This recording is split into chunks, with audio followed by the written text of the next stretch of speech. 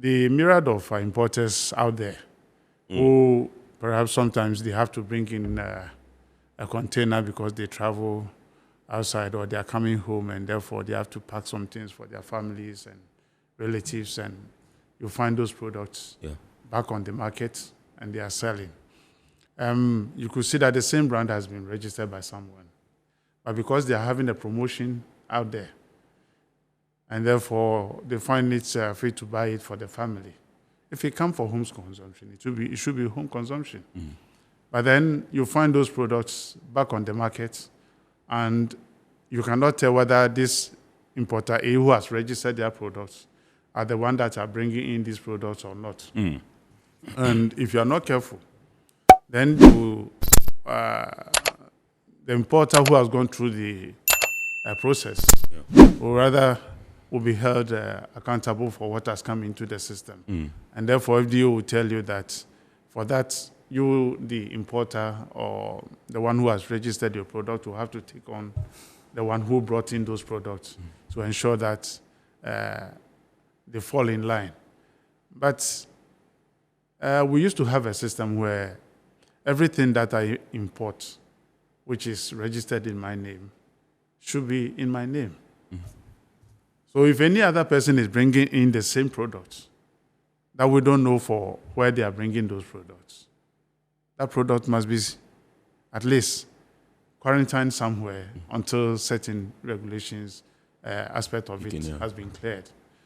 But then your regulator does not do that. And if I have to do that, then you ask yourself, what is the essence of registering the product that I have to register?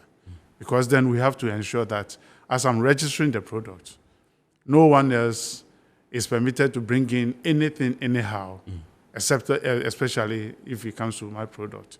I'll mention a product like Lucozade, for instance, where we used to have. Is it a product of one of your members? Well, I would say it's a general product that one brings in, and this is a product that is an OTC product, over-the-counter product at the drugstore, where you can easily walk in to buy Lucozade, for instance. No, but it's even all over the place. The shop in front of this TV station. So when you go to the pharmacy, it's also there. That's what the analogy I'm trying to make. So if I bring in this product and it's registered in my name, and then other 4 people also go in to bring in the same product, and nothing is done about it, either they register it or they don't register, something goes wrong, and then it's tied to me. Then you ask yourself, what have I done wrong? So invariably what happens is that if it comes to business-wise, it will not be fair for the one who has gone through the process to get this product registered. On the other side, it will also not be fair for whoever is doing the retailing, because when there's a product recall and we don't find the importer for that product, it will be traced to the one that we know that is the one who is bringing in this product. Especially when we cannot identify the batch codes, and then the batch codes are the same. You see, then it becomes a big problem for the one who is going through the process to get the product registered. So we need to look at the parallel import issue very well, especially if you are bringing in this container and those ones. Sometimes we say it's not a problem because they're able to tell who is bringing what and who is bringing. But then when people are importing in large volumes and we cannot trace who is bringing in that, then it becomes a problem. Coca-Cola, for instance, we bring in Coca-Cola can from either Morocco, from Spain, from the UK. Who is bringing those ones? And sometimes, especially when it's getting to Christmas, for instance, you see all sorts of imports coming in. Because they go through the process of registering and all that, then it becomes a problem for the local company. You see, but there was once upon a time that Coca-Cola was saying that this is what we can do.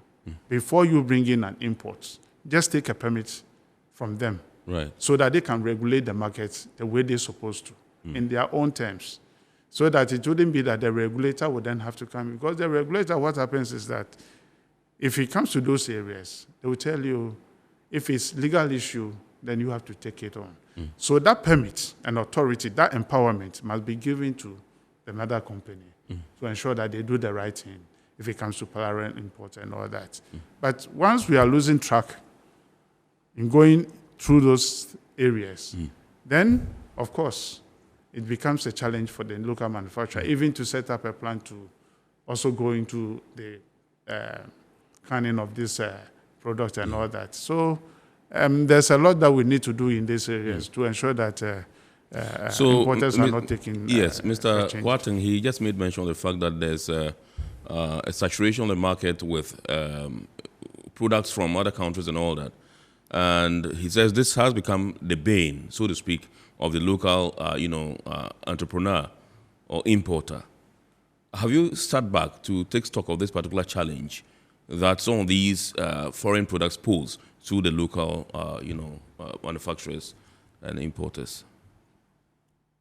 Yes, thank you. I think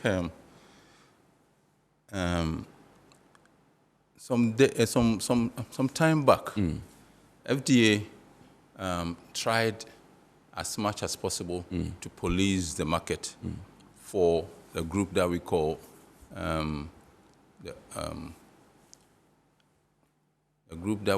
the owners of the brand, Right. the applicants. Okay. Okay.